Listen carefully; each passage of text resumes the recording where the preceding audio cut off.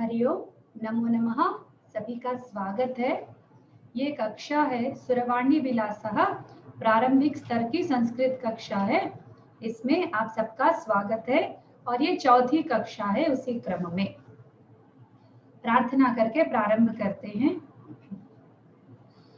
यो ब्रह्माणं विदधाति पूर्वं यो वै वेदांश्च प्रहिणोति तस्मै तम्हदेवमात्मबुद्धिप्रकाशं मुमुक्षुर्वै शरणमहं प्रपद्ये।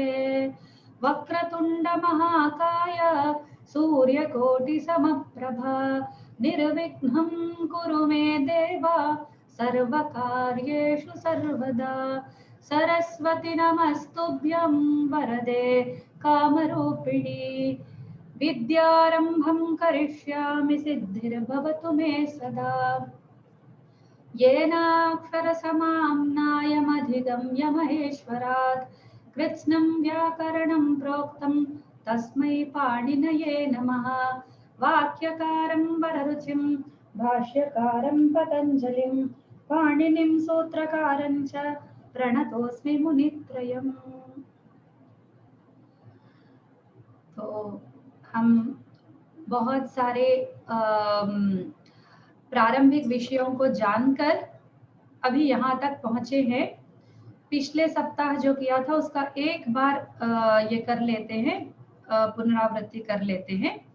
हमने ये जाना था कि भाषा का प्रथम अंश वाक्य होता है पूर्ण अंश, प्रथम पूर्ण अंश, और वो प्रसंग पूर्ण वाक्य। फिर हमने अनुपूर्वी सीखा। फिर उसके बाद कितने पुरुष होते हैं, कितने वचन, इनके बारे में हमने प्रारंभिक जानकारी, प्रारंभिक ग्रामर पार्टिकल्स के बारे में जानकारी प्राप्त की। उसके बाद हमने एक x+y वाला फॉर्मूला सीखा, और जिसको वो प्रकृति और प्रत्यय का कॉम्बिनेशन है। और हमने सबसे पहला क्रिया रूप एवं सबसे पहला वाक्य हमने बनाया। ठीक है, जो क्रिया रूप है वही वाक्य समान है संस्कृत में। ठीक है, वो हमने सब पढ़ा था। और प्रथम पुरुष के तीनों वचनों को हमने जानकारी लिया था। ठीक है, पठति, पठतः, पठन्ति। तो सबसे पहला हमारा वाक्य था पठ धातु। उसी प्रकार लस धातु, क्रीड धातु, वस धातु इत्यादि हमने पढ़ा है। ठीक है, फिर धातु लोक में है, लोक में नहीं है, इसकी भी हमने चर्चा की थी। और आज हम पढ़ने जा रहे हैं मध्यम पुरुषा, उत्तम पुरुषा के 3 वचनों को पढ़ने जा रहे हैं। तीनों वचनों में आपके पाठ्यक्रम में लिखा होगा मध्यमा उत्तमा का एक वचन, पर मैंने सोचा तीनों वचनों को आज पढ़ लेते हैं, ताकि आगे हमें, अभी आपको क्लैरिटी हो गई है कि पुरुष के कितने हैं, ये सब तो हम आज ही पढ़ लेंगे सारे। तो संस्कृत में इस व्यवस्था को देखने से पहले हम लोग देखते हैं कि ये हिंदी में कैसी व्यवस्था है। ठीक है, इसकी थोड़ी चर्चा करके फिर आगे बढ़ते हैं। मध्यम पुरुष यानी क्या है, कौन बताएगा? कोई आगे आके बताइए कि मध्यम पुरुष यानी क्या है। मध्यम पुरुष यानी आप। हाँ, तुम और आप। हाँ, आप, हाँ, तुम और आप। ठीक है, तो तुम और आप को मध्यम पुरुष बोलते हैं। ठीक है, उसको हिंदी में तुम। तो तुम के साथ तुम आता है ऐसा बोलते हैं क्या? कुछ लोग बोलते हैं, पर वो ग्रामेटिकली रॉन्ग है ना। तुम आता है, तुम आती है, ऐसा वो कुछ लोग बोलते हैं, वो सही नहीं है। क्या कहना चाहिए? तुम आते हो। अगर लड़की है तो तुम आती हो।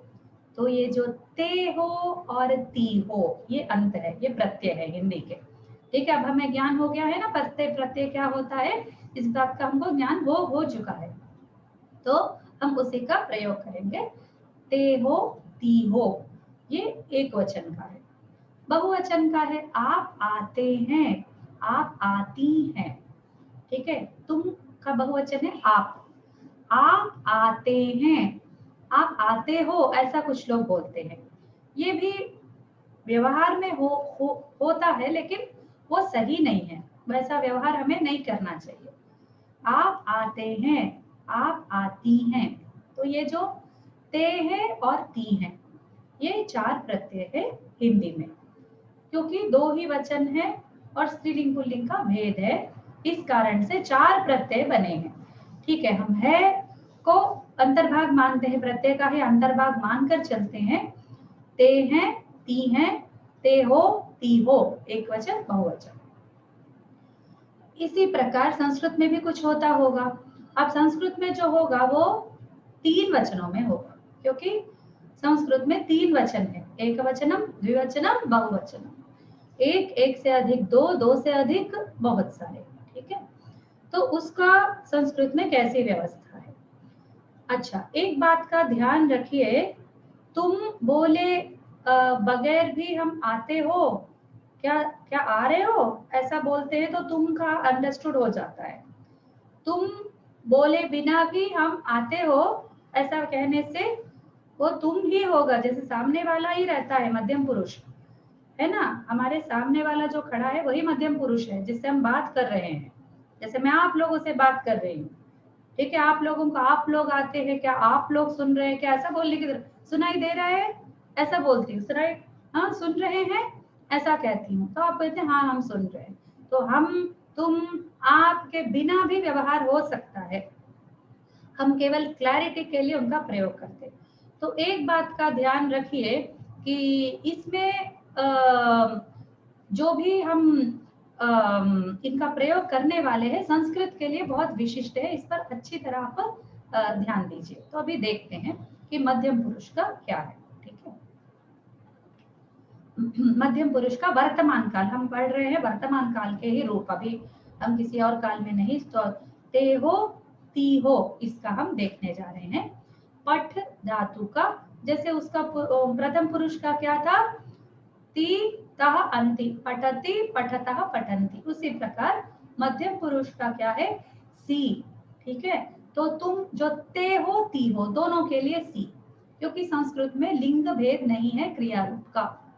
एक और बार बताती हूँ, संस्कृत में लिंग भेद नहीं है क्रिया रूप का। क्रिया रूप जो होता है वो लिंग भेद के बिना ही होता है। ठीक है, वो उसमें दोनों में, लड़का है लड़की है दोनों के लिए सी। जैसे कोई लड़का है लड़की है दोनों के लिए ते हो ऐसा ही बोलेंगे, अति हो ऐसा ही बोलेंगे, दोनों का एक समान रूप है। ठीक है, पठसी, तो पठसी का अर्थ है तुम पढ़ रहे हो। ठीक है, तुम पढ़ रहे हो।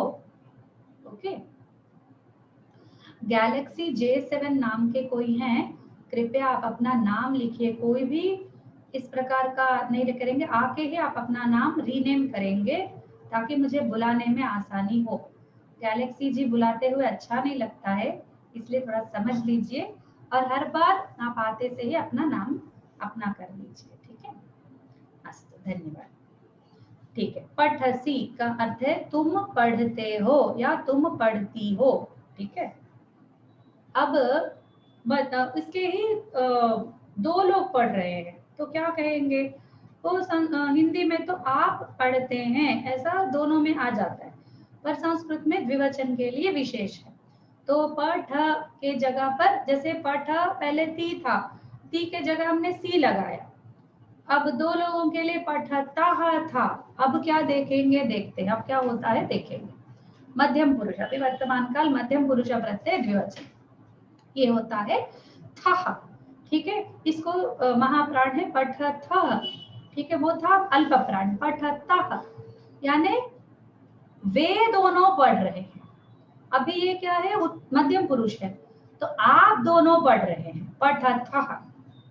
ठीक है, इसके बाद आता है मध्यम पुरुष का बहुवचन, आप सब, बहुत सारे हैं, आप में बहुवचन है। ठीक है, अब संस्कृत को समझाते समय आप दोनों आप सब ऐसा बोलेंगे। ठीक है, आप दोनों आप सब, ताकि हमको द्विवचन का आइडिया रहे। जब आप बोलेंगे तो वो है बहुवचन का ही सूचक है, पर वो क्लैरिटी नहीं आती है, इसीलिए हमने सोचा कि हम और आपके साथ जो भी बहुवचन अर्थक होंगे वे दोनों वे सब, या वे अनेक, या फिर तुम आप दोनों आप अनेक, हम दोनों हम अनेक, इस प्रकार का हम अनेक लगाएंगे तो बहुत ही सुविधा होगी समझने में। ठीक है, ये हो गया। तो तुम पढ़ते हो या तुम पढ़ती हो का पठसी।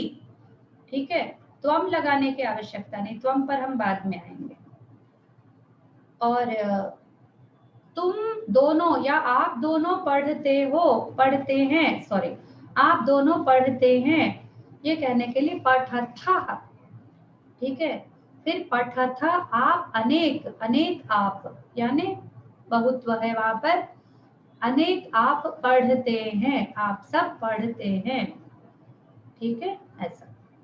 तो ये हो गया मध्यम पुरुष, बचा उत्तम पुरुष, है ना। प्रथम पुरुष खत्म हो गया, पठति, पठतः, पठन्ति, वह पढ़ता है, वे दोनों पढ़ते हैं, वे अनेक पढ़ते हैं। तुम पढ़ते हो, आप दोनों पढ़ते हैं, आप अनेक पढ़ते हैं। यहाँ तक आ गए, ठीक है। अब हम तीसरे विषय पर आते हैं, वो है उत्तम पुरुष। अब उत्तम पुरुष कौन है? मैं सबसे उत्तम, है ना। मैं हमेशा सबसे उत्तम होता है, ठीक है। तो मैं उत्तम, हाँ, तो मैं बताई थी पिछले कक्षा में, फिर से बताती हूँ।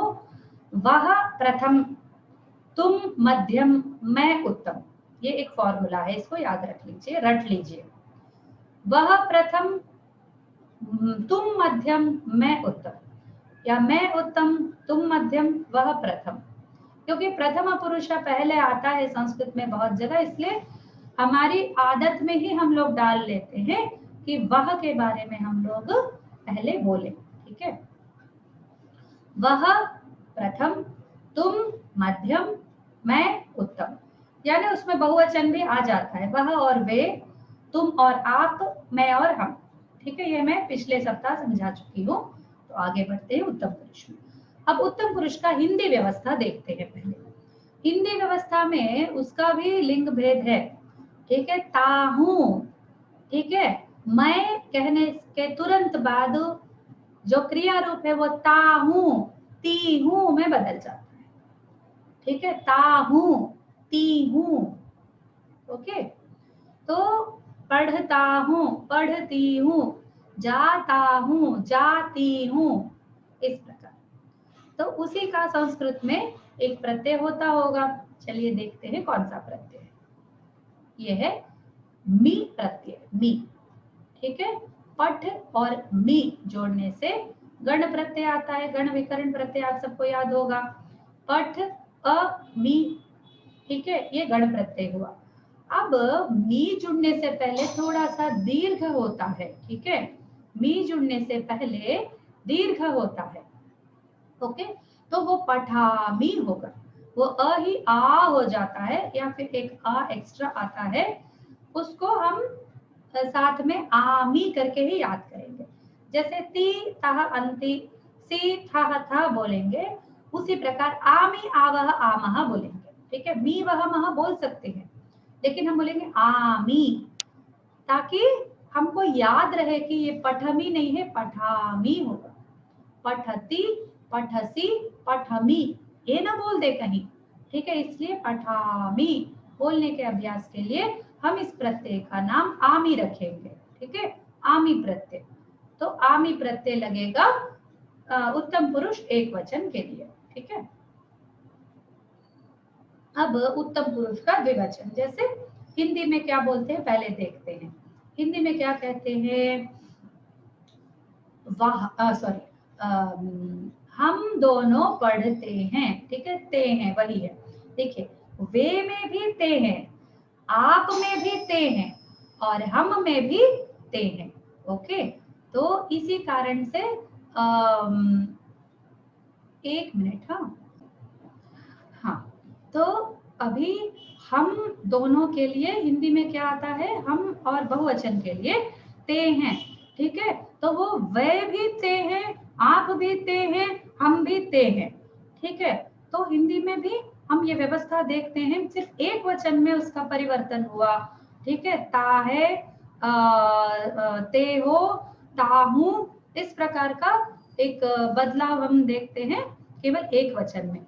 जो बहुवचन है सारे ते हैं, ती हैं, वही आ रहा है, ठीक है। पर संस्कृत में ऐसा नहीं है, इसके लिए अलग प्रत्यय है, और वो है वह। और हम इसी को आ वह पढ़ेंगे फॉर द सेम रीजन। आमी जिस प्रकार बोला उसी प्रकार आ वह बोलेंगे, ठीक है।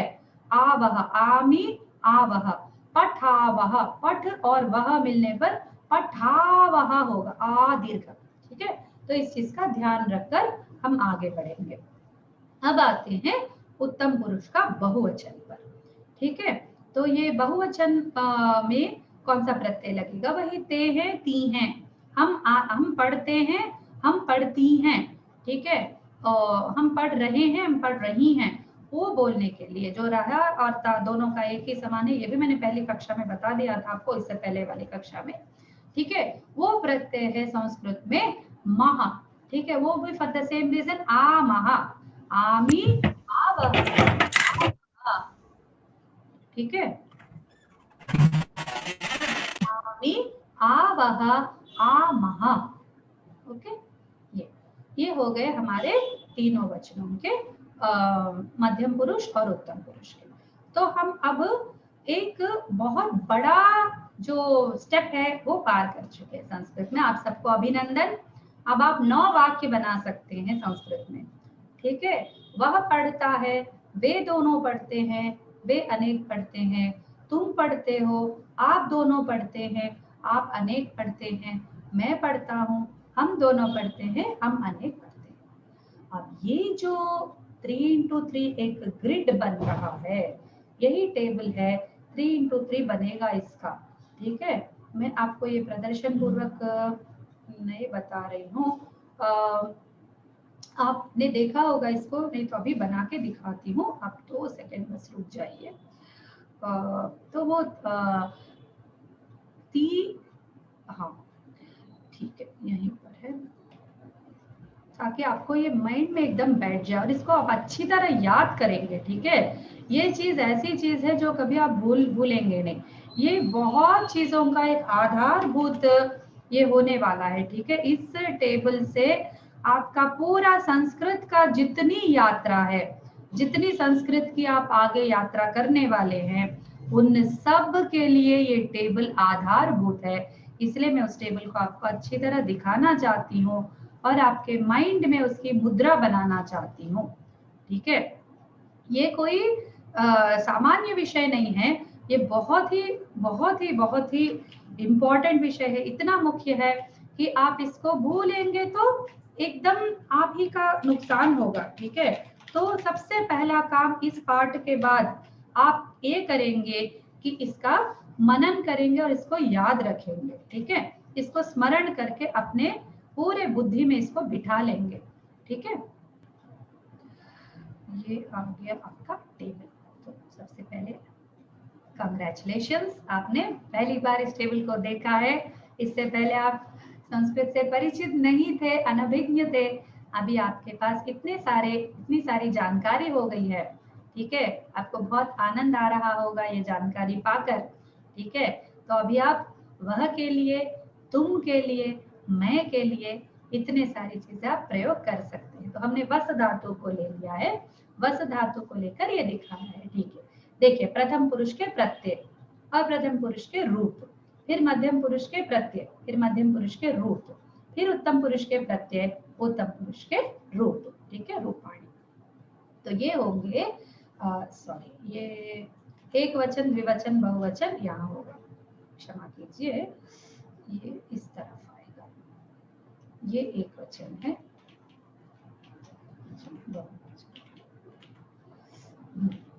ठीक है, इधर आएगा, राइट। तो ये एक वचन, द्विवचन, बहुवचन। तो एक वचन होगा ती, और मध्यम पुरुष का एक वचन होगा सी, और उत्तम पुरुष का एक वचन होगा आमी। बस आ बोलना ना भूलिएगा। ठीक है, और द्विवचनम है प्रथम पुरुष का तह, फिर उसी का वसतः, फिर मध्यम पुरुष है थः, फिर उत्तम पुरुष है आवः, फिर प्रथम पुरुष है अंति। तो ये अंति का भी एक ब्रैकेट लगेगा। ठीक है, ये ब्रैकेट के साथ होगा अंति, फिर ये था, फिर आमः। ओके, तो इस टेबल को आप अपने पूरे बुद्धि में इसका फोटोग्राफ ले लेंगे, माइंड में बिठा लेंगे। Okay, save not on your mobile, save it on your brain. ठीक है, इसका आप कभी भूलेंगे नहीं इसको। ती तह अंति, सी थह थ, मी वह मह, या आमी आवह आमः, वसति वसतः वसन्ति, उसी के आधार पर पठति पठतः पठन्ति, पठसि पठतः पठतः, पठामि पठावः पठामः, इस प्रकार का ये बनता जाएगा। ठीक है, अभी अभी आगे चलते हैं। Just let us go ahead. Right, अभी हम जानने जा रहे हैं धातु पाठ के बारे में। ठीक है, एक धातु पाठ का हम ज्ञान लेते हैं। धातु पाठ क्या होता है? हमने धातु के बारे में तो जाना। ठीक है, धातु के बारे में हम लोग ने इतनी जानकारी ली कि उसमें प्रत्यय लगते हैं। धातु होता है क्रिया रूप का मूल होता है और उसमें प्रत्यय लगते हैं। ठीक है, तो वो जो धातु है वो कैसे हमको पता चलेगा, कहाँ से हमको मिलेगा? तो एक कॉन्सेप्ट है धातु पाठ। ठीक है, जब पाणिनि ने अष्टाध्यायी रचा तो उसके जो जैसे वो मेन ग्रंथ है, उसके उसमें कई सारे सूत्र हैं, 4995 या 3995 कुछ सूत्र है, लगभग 4000 सूत्र, और उसमें 8 अध्याय है, इसलिए अष्टाध्यायी बोलते हैं। एक्चुअली इसका कोई नाम नहीं है। 8 chaptered book, any 8 chaptered book can be called Ashtadhyayi, but ये अष्टाध्यायी जो है ये व्याकरण का ग्रंथ है। ठीक है, तो वो ग्रंथ, उसमें सूत्र लिखे गए। वो बोलेंगे कि जैसे कोई पट धातु है उसके ये लक्षण होंगे, और पट धातु जैसे अन्य अन्य धातुओं के भी लक्षण हम अप्लाई करेंगे। तो सामान्य और विशेष के नियम पर व्याकरण चलता है, तो वो बोल के छोड़ देते। अब पट धातु जैसे अन्य धातु कौन से हैं हमको कैसे पता चलेगा? इसीलिए उन्होंने क्या किया, एक धातु पाठ नाम का एक रचना कर डाली। अब हमको पता नहीं कि ये पाणिनि ने ही रचा या किन्हीं और महानुभाव ने रचा। कुछ लोग बोलते हैं शाकटायन जी ने रचा है, कुछ लोग बोलते हैं, अब शाकटायन उनका अपना नाम है या किसी गोत्र का, जो शकटा उनका पिताजी का नाम है तो शाकटायना बन गए, ऐसा है क्या? हमको कुछ भी नहीं पता। ठीक है, ये बहुत बहुत बहुत हजारों साल पुरानी बात है, और हमें इस बात के लिए लोग बोलते हैं तुम लोग हिस्ट्री मेंटेन नहीं करते। अरे सोचिए, इतनी बड़ी वस्तु इतने हजारों सालों से हम आगे लेकर आए हैं। पता है पाणिनि कब के हैं? पाणिनि एटलीस्ट 3rd सेंचुरी, पूर्व सामान्य शतक के 3rd सेंचुरी से बिलोंग करते हैं। ठीक है, तो 3000 सॉरी नॉट 3rd सेंचुरी, 3000। ठीक है, 3000 पूर्व सामान्य शतक से हम लोग अष्टाध्यायी को सुरक्षित रख के यहाँ तक लेकर आए। चलिए ठीक है, धातु पाठ को किसने रचा ये हमको पता नहीं, लेकिन कोई तो उस परंपरा में रचा, इसलिए उसका नाम हम पड़ गया पाणिनीय धातु पाठ। अब पाणिनि ने बनाया तो पाणिनीय, फिर ठीक है। अब उसकी परंपरा में किसने बनाई तो भी ठीक है, पाणिनि परंपरा से संबंधित है। ठीक है, ये हुआ धातु पाठ का परिचय। अब धातु पाठ में होता क्या है? धातु पाठ में ये जितने भी धातुएं हैं, ठीक है, उनका पाठ होता है, जैसे उनका लिस्ट होता है, उनकी सूची होती है। ठीक है, उस सूची के आधार पर और फिर किसी ने उसमें अर्थ डाल दिए। ऐसा कहते हैं पहले सिर्फ धातु थे, केवल धातुएं थे, जैसे भू, एध, स्पर्ध, गाध्र, भाद्र, यही थे। अब किसी ने बाद में उसमें अर्थ जोड़ दिए। अब ये धातु पाठ में जो अर्थ होते हैं वो इतने साइंटिफिक नहीं है और इतने सटीक नहीं है, बस एक स्थूल अर्थ सूचित करते हैं। भू सत्तायाम, ठीक है, वो सप्तमी में होता है, ये हम आगे पढ़ेंगे वो क्या है, वो सप्तमी क्या चीज है, वो सब हम आगे पढ़ेंगे। तो वो भू सत्ता अर्थक है, ये सूचित करता है। एध वृद्धौ, एध धातु वृद्धि सूचक है, वृद्धि अर्थ देता है, यानी एध जब लेते हैं तो वृद्धि अर्थ होता है। स्पर्ध संघर्षे, स्पर्ध धातु संघर्ष अर्थ में होता है। गाध्र प्रतिष्ठा लिप्सा योर ग्रंथे च, अब अनेक अर्थ है तो प्रतिष्ठा लिप्सा ग्रंथे, 3 अर्थ है इसके। बाध्र लोड़ने, नाध्र नाध्र याचनोपताप ऐश्वर्याशीषु, इसके 4 अर्थ है। याचना, उपताप, ऐश्वर्य, आशी, 4 अर्थ है। दध धारणे, स्कुदि आप्रवणे, श्विदि श्वैत्ये, वधि अभिवादन स्तुत्यो हो। ठीक है, तो इस प्रकार धातुओं का ये पाठ होता है। तो हम लोग जब भी धातु पढ़ेंगे, ठीक है, पहले तो गम धातु, पठ धातु, वस धातु ऐसा बोल रहे थे हम, पर अब से हम बोलेंगे गम्र गतौ धातु, ठीक है, पठ व्यक्तायाम वाची धातु, ऐसे। इससे क्या होता है, एक परंपरा की सुरक्षा हो जाती है और पारंपरिक धातु का ज्ञान हो जाता है, और आप लोग किन्हीं पारंपरिक स्टूडेंट से पीछे नहीं रहेंगे। ठीक है, कोई ये नहीं कह पाएगा कि आप लोग मॉडर्न पढ़ के आए हैं, आप लोगों की गुरुकुल विद्या नहीं हो पाई है इसलिए आपको कोई ज्ञान ही नहीं है, ऐसा कोई आपको नहीं कहेगा आगे। इसका मैं जिम्मेदारी लेती हूँ।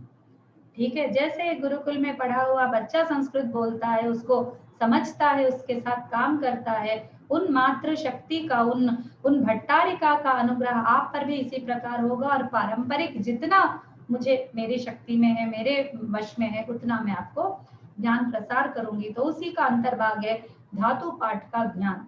इतना पहले कदम में मैं इसलिए बता रही हूँ ताकि आपके बुद्धि में ये बैठ जाए, ताकि आपके मन में ये ना लगे कि ये कोई और चीज है, हमें इससे कोई संबंध नहीं है। ऐसा आपको नहीं लगना चाहिए। आपको यही लगना चाहिए धातु पाठ हमारा है, हमको सीखने योग्य वस्तु इसके अंदर है और हम इसे सीख सकते हैं। ठीक है, तो उसी का मैं प्रयास कर रही हूँ। यदि मैं कहीं भूल भी गई, जैसे व्यवहार के लिए मैंने पठ बोल भी दिया, तब भी आपके मन में पठ व्यक्तायाम वाची ऐसा ही आना चाहिए। तो ठीक है, ये धातु पाठ। अरे ये तो पुस्तक का आपने कोई स्लाइड रख दिया, अब हमको कैसे पता चलेगा कि वो पुस्तक कहाँ मिलेगा? तो आपको इसकी चिंता करने की आवश्यकता नहीं है, ये मैं आपको दे दूंगी। इसका आप एक बार एक्सप्लोर कीजिएगा, अष्टाध्यायी.com बाई धातु। ठीक है, ये एक वेबसाइट है, ये आपको मिल जाएगी, ये पीडीएफ जल्दी ही मैं भेजूंगी आपको। फिर ये संस्कृत यूनिवर्सिटी ऑफ हैदराबाद, जैसे मैंने आपको वचन दिया था कि मैं पाठ्य सामग्री के साथ आपको इंटरनेट में अवेलेबल अच्छे अच्छे वेबसाइट्स के बारे में भी बताऊंगी। तो उसी का प्रारंभ आज से कर रहे हैं हम लोग। और ये संस्कृत डॉक्यूमेंट्स करके एक वेबसाइट है, उसमें भी कई अच्छा सुंदर सा धातु पाठ है। ठीक है, और ये पूरे प्रोग्राम्ड धातु पाठ है। ये हाई लेवल प्रोग्राम्ड धातु पाठ है, ये मीडियम लेवल प्रोग्राम्ड धातु पाठ है। ये कोई प्रोग्राम्ड नहीं है, केवल एक सर्चेबल है, बस एक डॉक्यूमेंट है, HTML डॉक्यूमेंट है, कंटिन्यूअस फ्लो रहता है, बस धातुओं का पाठ है। इसमें आप थोड़ा खोज कर सकते हैं, और इसमें तो बहुत ही हाई लेवल का खोज है कि आप कोई फॉर्म भी डालेंगे तो भी आपको लाके देगा कि ये कौन सा धातु है। जैसे आपको पठामह, ये इसमें कौन सा धातु है आपको पता नहीं, तो आप ये पहले वाले वेबसाइट में जाकर पठामह डालेंगे तो आपको दिखा देगा। ठीक है, मैं आपको 2 मिनट में वो भी दिखा देती हूँ ताकि आपको ये भी ज्ञान हो जाए। 2 सेकंड रुकिए, मैं इसको उद्घाटित करके आपको बता देती हूँ ताकि आपको फिर उसमें कोई संदेह ही ना हो। ये खुल गया और ये मैं शेयर कर रही हूँ, ये आ गया। ओके फाइन, ये देखिए, ये है वो, ये आपको उद्घाटित करने से ये खुलेगा। ठीक है, इसके खुलने के बाद आप देखिए ऐसा भूसत्तायाम, एध वृद्धौ स्पर्ध संघर्षे गाध। देखो पहला वाला जो रेड कलर में है, थोड़ा बड़ा करती हूँ, ये जो रेड कलर में है वो सामान्य धातु है, बिना पाणिनीय धातु पाठ का। अब ये जो ग्रे कलर में है पाणिनीय धातु पाठ का धातु है। ठीक है, एध वृद्धौ स्पर्ध संघर्षे, ऐसा गाद्र यही वाला है। ठीक है, फिर उसका कैटेगरी दिया जाएगा वादिगण, ये सब मैं आपको बाद में बताऊंगी इसके बारे में। अब हम डालेंगे पठामह। ठीक है, अब हमको पता नहीं पठामह में क्या धातु है। जैसे ही मैंने पठामह इसमें डाला, उसने बता दिया पठ व्यक्तायाम वाची धातु है। ठीक है, इस प्रकार आप इसका बहुत फायदा आप उठा सकते हैं। ठीक है, एक और जो वेबसाइट है वो भी आपको दिखा देती हूँ। ठीक है, ये है अपना संसाधनी करके, हैदराबाद सेंट्रल यूनिवर्सिटी का वेबसाइट है। इसमें आपको कॉन्कॉर्डेंस ऑफ पाणिनियन धातु पाठा करके इसमें ये आता है, कॉन्कॉर्डेंस with set for the information, ये वाला आप ले लेंगे। तो यही वाला मैंने डायरेक्टली आपको ये वाला लिंक दे दिया, आपको ये पेज खुलेगा। इस पेज में आप क्या करेंगे, इसमें ये जो धातु है इसको क्लिक करेंगे। अभी क्या है, वादी भू एध स्पर्ध गाध्रु, इस प्रकार है। गण का पहला है, फिर उसके बाद धातु, फिर उसके बाद उसके अन्य इंफॉर्मेशन है। तो आप क्या कीजिए, यहाँ पर धातु करके डाल दीजिए। अब धातु को क्लिक करेंगे तो ये सब आकार आदि में हो जाएगा। सॉर्ट अकॉर्डिंग टू मीनिंग, ये भी कर सकते हैं, सॉर्ट अकॉर्डिंग टू धातु, अल्फाबेटिकली अकॉर्डिंग टू अल्फाबेट। तो अकी इस प्रकार आया है। ठीक है, तो ये जो ब्रैकेट में, अब इनका विधान ये है कि ब्रैकेट में सामान्य सा धातु है और ब्रैकेट का आउटसाइड ये पाणिनीय धातु है। तो अकी लक्षणे अक्षु व्याप्तौ, इस प्रकार। तो अन्य अन्य गण के बारे में मैं आपको बाद में बताऊंगी। तो आपको इसको क्लिक करेंगे तो आपको एक और पेज खुलेगा। इसमें तो नहीं है, फॉर्म्स नहीं है, कुछ जैसे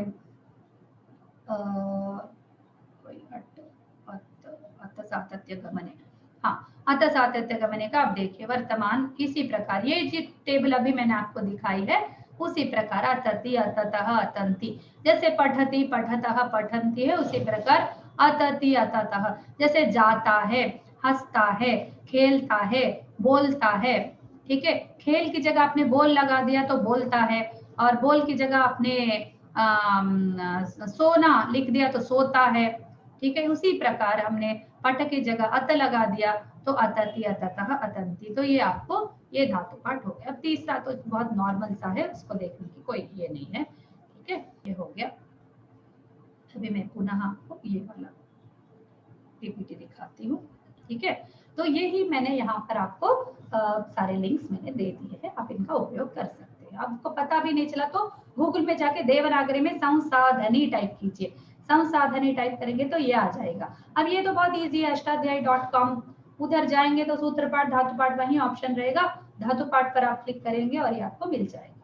ये बहुत ही प्रारंभिक स्तर में मैं आपको ये सारा समाचार दे रही हूँ। आप अभी पूरा एक्सप्लोर मत कीजिएगा क्योंकि बहुत सारे एरियाज अभी हमें आगे जाने हैं, धीरे धीरे करके जाएंगे तो आप धीरे धीरे से उसमें अभ्यास कर लेंगे। अभी आप इनका एक्सप्लोर मत कीजिएगा, ठीक है, केवल समाचार के लिए। अभी हम क्या करते हैं, अभी हमको पता चल गया कि धातु पाठ कहाँ से लेने हैं और क्या करना है, तो हम थोड़े से धातुओं के हम प्रैक्टिस करके आगे बढ़ते हैं।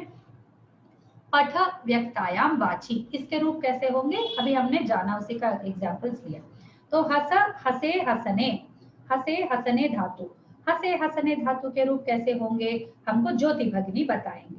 ठीक है, अभी आप स्मरण कीजिए, वो आप चाहिए तो मैं आपको वो प्रदर्शन करूंगी, इसका इस टेबल को आपको दिखाऊंगी, इसको देखते हुए आप बोल सकते हैं हसे हसने धातु का। तो हस बचता है उसमें, ज्योति भगिनी आप आगे आइए बताइए, ये फॉर्म्स देखते हुए पढ़ेंगे आप।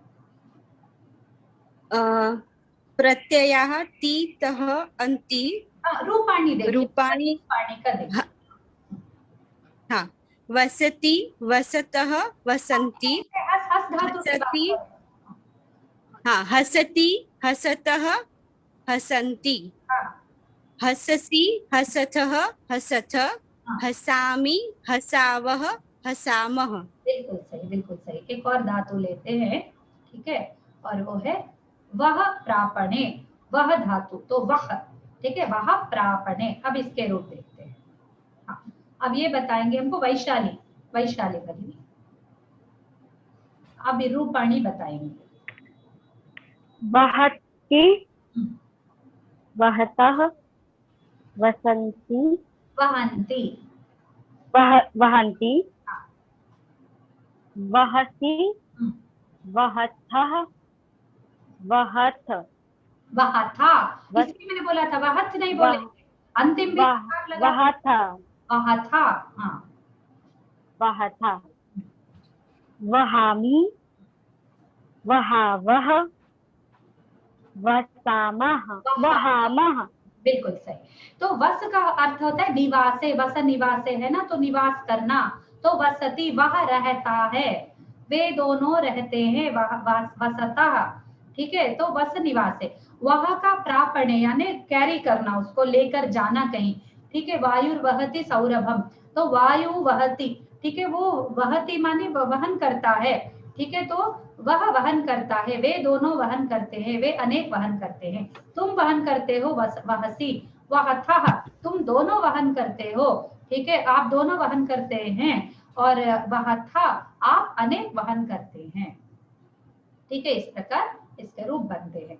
एक और धातु देखते हैं, क्रीड विहारे, क्रीडति इस प्रकार बनेगा। वेदांत आप बताइए।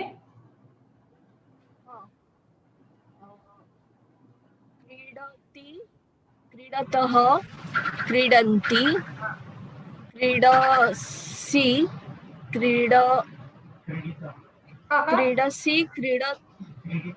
क्रीडतः। कोई प्रॉम्प्ट कर रहे हैं आपको, प्रॉम्प्टिंग नहीं चलेगा प्लीज, जो भी इनको प्रॉम्प्ट कर रहे प्लीज मत कीजिए।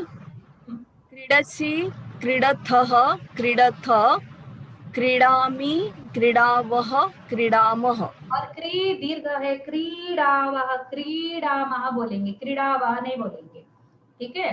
और ये इसका अर्थ है खेलना, तो मैं आपसे पूछती हूँ क्रीड़ा वह का क्या अर्थ है? आप दोनों खेल रहे हो। हाँ, क्रीड़ा वह वह कौन सा है? उत्तम पुरुष है, देखिए उत्तम पुरुष। वह उत्तम पुरुष है, ये वह है ना, ये वह उत्तम पुरुष है, तो क्या होगा? हम दोनों खेल रहे हैं। हम दोनों खेल रहे हैं, बिल्कुल। अभी एक और धातु लेते हैं। नम प्रहते शब्द है। नम, नम धातु का होता है नम, ठीक है, नम, नम यानी नमस्कार करना, ठीक है, नमस्कार करने का देखते हैं। हाँ, नमस्कार करने को। अब मैं आपसे प्रश्न पूछती हूँ, नहीं किसी और से पूछते हूँ, किसी और को, अभी और भी बचे हैं। हाँ, प्राज्वल, प्रज्वल, प्रज्वल आगे आ जाइए। नम से बना के बताइए आप ये सब। प्रज्वल जी नहीं है, अस्तु। अमित जी, अमित जी आइए। नमो नमः महोदया। हाँ, नमो नमः। हाँ, नमति, नमतः, नमन्ति, नमसि, नमथः, नमथ, नमामि, नमावः, नमामः। बिल्कुल सही। और नमसी का अर्थ क्या है बेटा? नमसि का अर्थ है तू नमस्कार करता है। तुम, हाँ हाँ, करेक्ट करेक्ट, या तुम नमस्कार करते हो। Very good, very good, nice, धन्यवाद। आपने गैलेक्सी जी ने नाम नहीं बदला, आपको पार्टिसिपेट करने को नहीं मिलेगा। मैं बहुत ही सीरियसली बोल रही हूँ, इससे पहले भी वार्निंग दिया जा चुका है। आप नहीं बदलते अपना नाम तो आपको रिमूव किया जाएगा। कृपा करके आप प्लीज कोऑपरेट कीजिए। Please rename yourself. पार्टिसिपेंट्स की जगह पर आप क्लिक करेंगे, उसको टच करेंगे तो आपको रीनेम का ऑप्शन मिलेगा। अस्तु, ठीक है, सभी को चांस मिल चुका है। अभी हम बस वहीं पर थोड़ा सा ये प्रैक्टिस कर लेते हैं और इसको अच्छी तरह याद कर लीजिए। मैं अगले कक्षा से आपको ये प्रदर्शित नहीं करूंगी, ठीक है। ये जो ती तह अंति सी था थ मी वह मह या आमी आ वह मह, ये जो भी है आप इसको अच्छी तरह याद कर लेंगे। आप बिना देख के बोलने में समर्थ होना चाहिए आपको, ठीक है। ठीक है, अभी इतने सारे धातु है, ये सब आपको होमवर्क के रूप में आपको मिल जाएंगे और इनके अर्थ भी मैं आपको बता दूंगी, ठीक है। आपको मेल में आ जाएगा ये सब समाचार, ठीक है।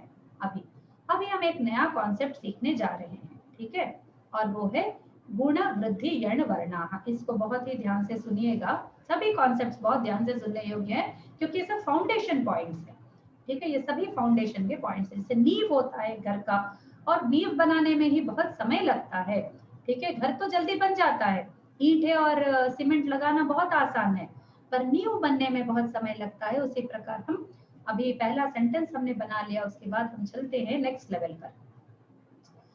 तो ये हम लोग अपने अक्षरमाला देखते हैं, है ना। अक्षरमाला में हम बोलते हैं आ आ ई उ ऊ ऋ ऋ लू ए आई ओ औ अम आहा, पढ़ लेते हैं फट फट फट फट फट फट। जैसे मैंने आपको पहली कक्षा में बताया था कि इन वर्णों का जब उच्चारण बोलते हैं तो इस प्रकार की एक गति होती है। ये नॉर्मल जैसे उच्चारण के लिए, जैसे A B C D E F आप पढ़ेंगे, ए बोलेंगे फिर बी बोलेंगे फिर सी बोलेंगे फिर डी बोलेंगे, तो उसमें कोई आपस में संबंध नहीं। ए यहाँ से आ रहा है, बी यहाँ से आ रहा है, सी यहाँ से दंत्य से आ रहा है, ठीक है, डी मूर्धन्य से आ रहा है, ई फिर तालु से आ रहा है, ठीक है। तो आगे एफ फिर दंत्य हो गया, जी फिर तालु हो गया। इस प्रकार मतलब कोई संबंध ही नहीं है, लेकिन हमारे ऐसे हैं अल्फाबेट में, हमारे जो अक्षरमाला है उसमें आपस में एक संबंध है।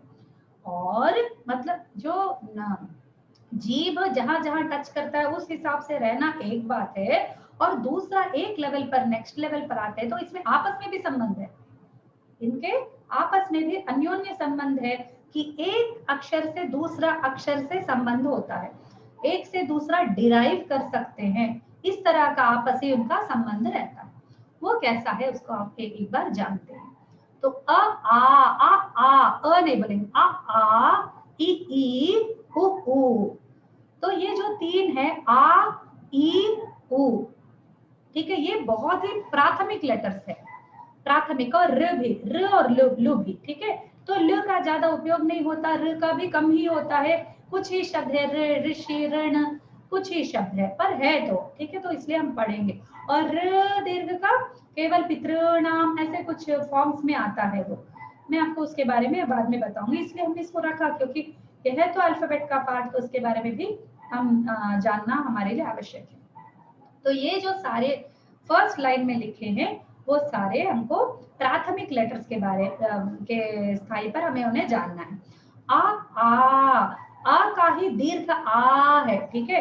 तो अ, ई, उ, सिर्फ ये तीन, अ, ई, उ, र, ल, ये 5 प्राथमिक लेटर्स है। अब इससे ज्यादा छोटा इनको नहीं कर सकते, इससे ज्यादा इनका ब्रेक नहीं हो सकता, ऐसे स्थाई पर हम आके रुके, ठीक है। और ए, आई, अब इन पर आते हैं, फिर ओ, औ, ठीक है, या फिर ऐसा कहो ए, ओ, आई, औ, ऐसा भी लिख सकते हैं, ठीक है। क्यों लिख सकते हैं बाद में देखेंगे। तो ये जो ए है एक्चुअली दिखता तो सिंगल लेटर है, पर उसमें 2 लेटर्स है, 2 साउंड्स है, 2 साउंड के कॉम्बिनेशन से ये बना है। मैंने आपको बताया था पहली कक्षा में, यदि आप लोग उस समय आए तो। ये अ प्लस ई, ये अ और ई मिलकर ए बनता है, आ और उ मिलकर ओ बनता है। फिर से बताती हूँ, अ और ई मिलकर ए बनता है, अ और उ मिलकर ओ बनता है, ठीक है। और आ और ए मिलकर आई बनता है, आ और ओ मिलकर औ बनता है, ठीक है। तो ये जो आई है और ए है, इसमें ई का अंश होता है, ई दोनों एक ही है, ई ह्रस्व है, ई दीर्घ है, तो ई का अंश होता है ए में, ठीक है। और उ का अंश होता है ओ में, जैसे अ प्लस उ ओ है ना, तो उ का अंश होता है ओ में। ये बहुत ही मुख्य विषय है, इसका आगे बहुत बहुत बहुत बहुत बहुत लंबी जर्नी में आपका काम आने वाला है, ये बहुत जगह पर काम आने वाला है। भगवान ने आपको दया की, अनुग्रह किया और आपको व्याकरण पढ़ने का मौका मिला, तो ये सबसे आपको बहुत काम आएगा, ठीक है। सामान्य से सामान्य विषय से विशेष विशेष विषय तक आपको इनकी आवश्यकता पड़ेगी ही, ठीक है। तो आ दीर्घ छोड़ दीजिए, अ को ले लीजिए, ई को ले लीजिए, उ, र, ल, तो अ और ई मिलकर ए बना, अ और उ मिलकर ओ बना, ठीक है। तो वो होते हैं गुण, ऐसा होने को, तो ठीक है। ई का ए हो जाना गुण होता है, उ का ओ हो जाना गुण होता है। अच्छा जी, फिर र का क्या होता है, तो र का अर होता है, र का अर होता है, और लु का अल होता है, जो अधिक यूज नहीं होता, सिर्फ एक धातु में है, क्लुप्त धातु में है, तो कल्प हो जाता है वो, ठीक है। उसके बारे में हम बाद में अभी बताऊंगी, थोड़ी देर बाद अभी बताने वाली हूँ उसी के बारे में, ठीक है। तो ये हो गए गुण, ठीक है। वृद्धि क्या हुआ, तो जो आई जो हुआ ना वो वृद्धि हुआ, ठीक है। ये टेबल में जिस प्रकार आप देख रहे हैं, आ का गुण आ होता है, ठीक है। आ का भी गुण होता है, लेकिन वो आ ही होता है, कुछ पता नहीं चलता, वो केवल व्याकरण प्रोसीजर्स होते हैं, उनके लिए बस बोलना पड़ता है यहाँ वाला गुण वाला आ है, ऐसा बताना पड़ता है, ठीक है। होता तो अ ही है, ठीक है। तो ये नेक्स्ट, ई का गुण ए होता है, उ का गुण ओ होता है, र का गुण अर होता है, ठीक है। ये गुण वृद्धि पर आते हैं, उसी का दीर्घ, आ का वृद्धि आ दीर्घ, ई का वृद्धि आई, उ का वृद्धि औ, रे का वृद्धि आर, रे यानी र दोनों, उ यानी उ दोनों, ठीक है।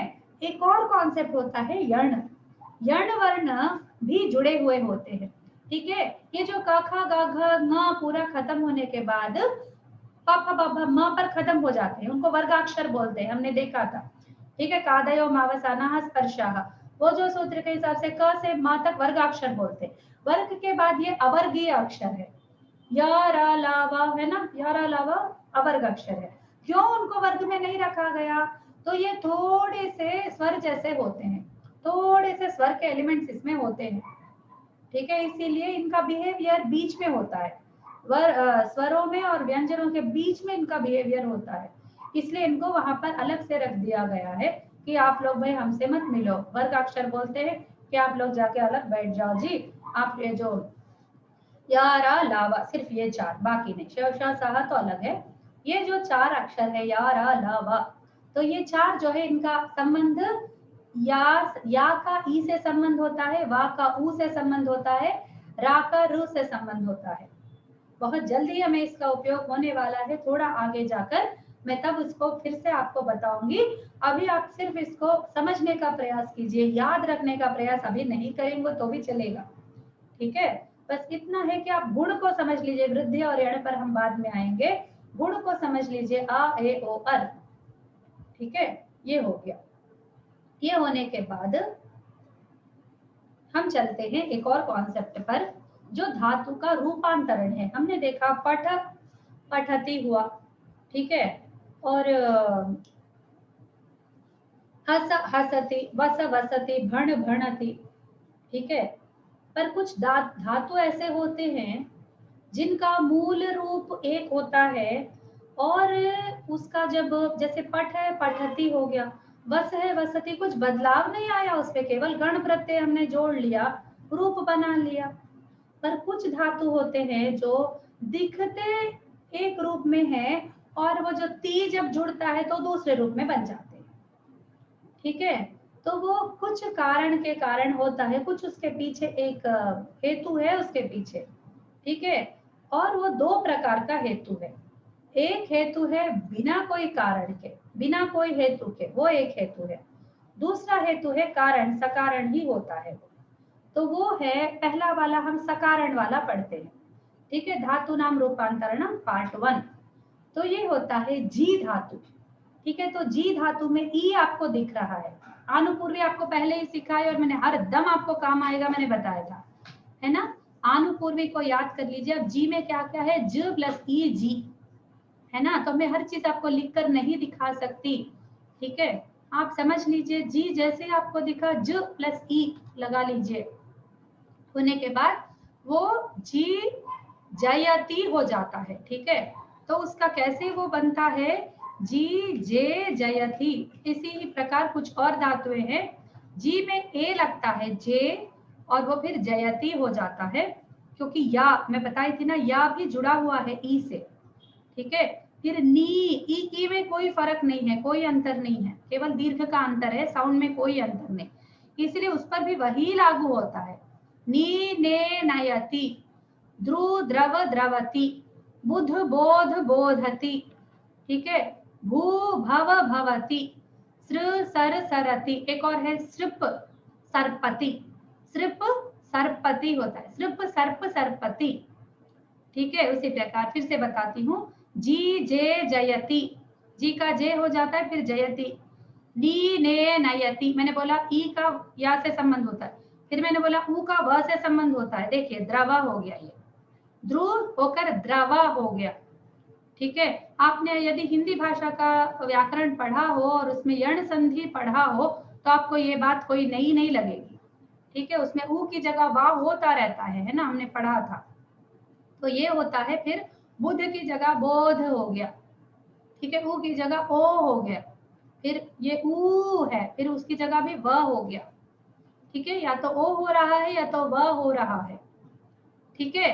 तो इस प्रकार का एक जो मीनिंगफुल यानी गुण के आधार पर या यण के आधार पर, जैसे धातु में हम रूपांतरण देखते हैं प्राय गुण के आधार पर देखते हैं, वो पहला वाला एक तरह का रूपांतरण है।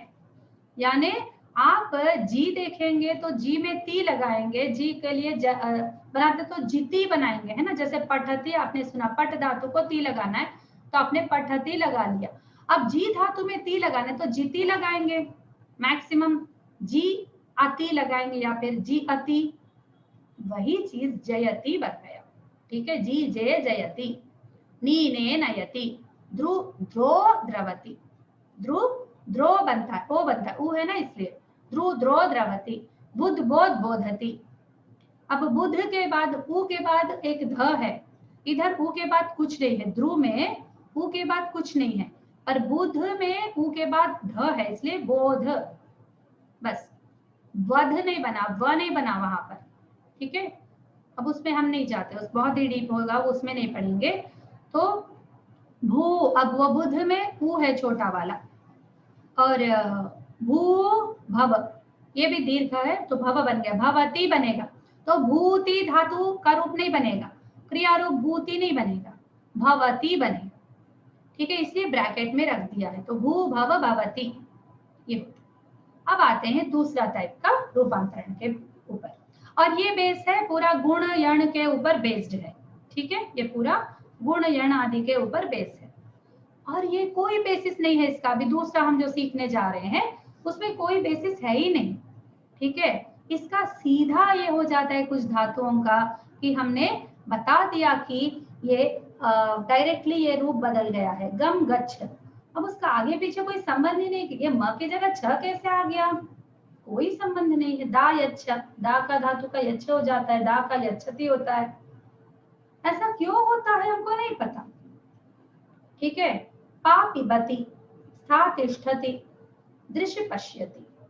तो ये बस रिप्लेसमेंट है, ऐसा समझ लीजिए कि दुनिया में दृश्यति कोई रूप नहीं है, पश्यति रूप है। दृश्य धातु का दृश्य देखने से ही पट पटति बस वसति दृश्यति, दृश्यति दृश्यतः दृश्यन्ति, या दृश्यति दृश्यतः दृश्यन्ति।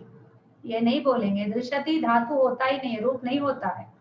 दृश्य धातु होता है जिसका पश्यति रूप होता है।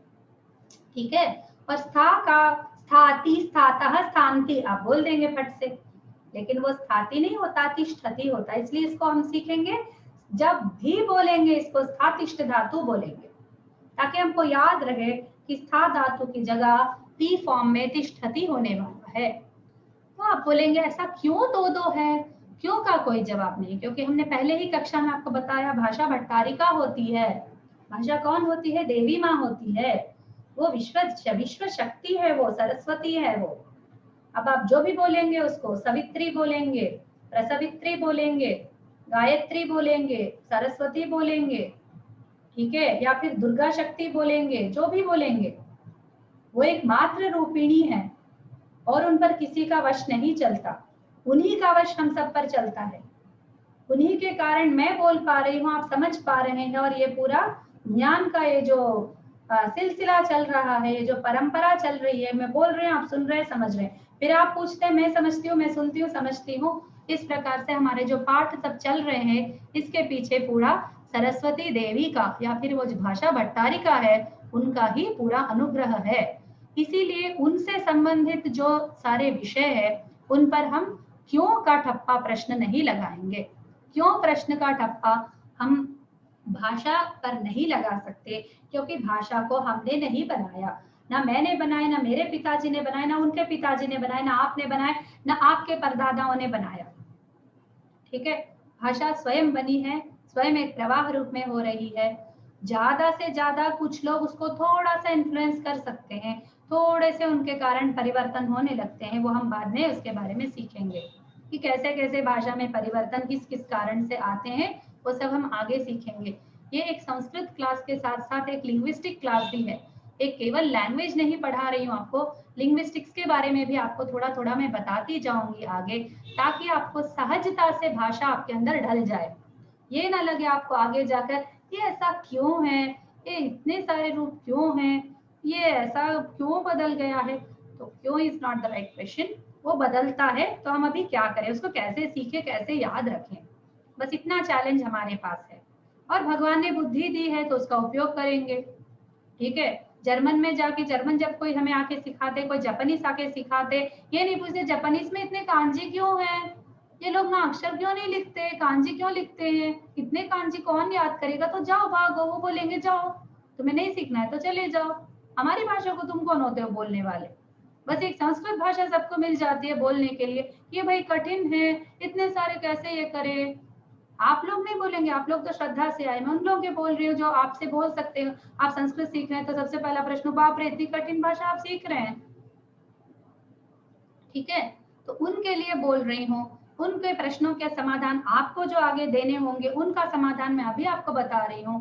संस्कृत कठिन नहीं है, केवल दूसरी भाषा को सीखते समय जो बुद्धि का उपयोग लोग करते हैं ना, वो यहाँ पर आके नहीं करते, उसको छोड़ देते हैं।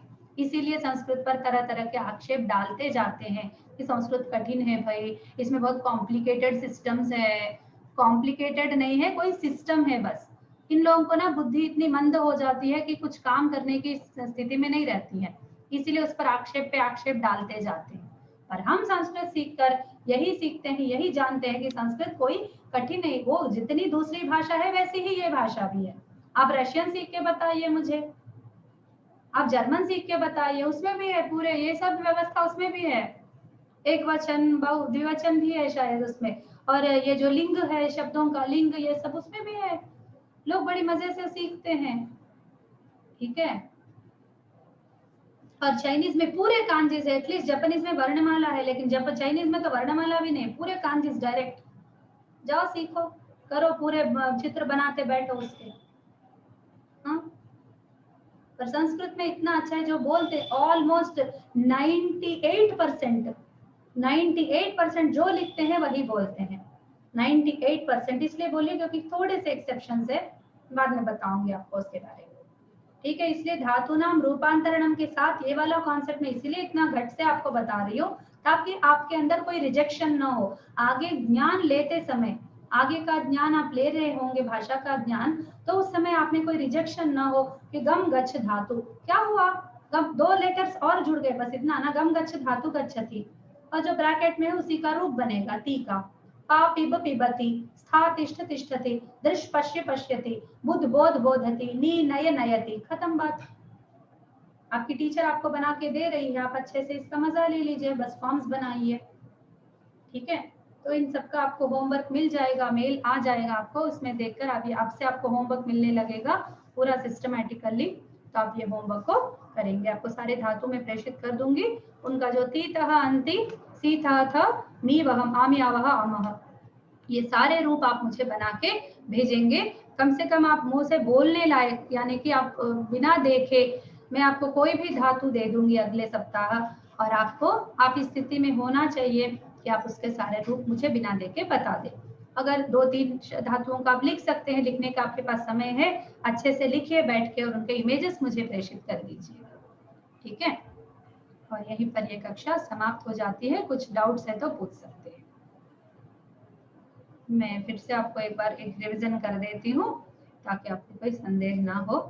ठीक है, हमने आज पढ़ा सबसे पहला मध्यम पुरुष और उत्तम पुरुष के तीनों वचनों को पढ़ा, जिसमें हमने उसका वर्तमान काल के सारे तीनों रूप हमने देख लिए, मध्यम पुरुष का और उत्तम पुरुष का। ठीक है, वो होता है सी, थह, थ, फिर मी, आमी, आवह, आमह। बस मी वह वह मह जुड़ने से पहले एक दीर्घ होता है, इसके लिए हमने उसको दीर्घ रखा। फिर हमने पूरे सारे एक टेबल बना लिया, ये जो 3x3 टेबल मैं इसको बोलती हूँ, तो आप ये जो 3x3 टेबल है इसको अच्छी तरह माइंड में बिठा लेंगे। प्रथम पुरुष एक वचन, प्रथम पुरुष द्विवचन, प्रथम पुरुष बहुवचन, इस प्रकार इस टेबल को आप अच्छी तरह से माइंड में बिठा लीजिए। फिर मध्यम पुरुष, फिर उत्तम पुरुष। ठीक है, उसके प्रत्यय भी दिए हैं, रूप भी दिए हैं।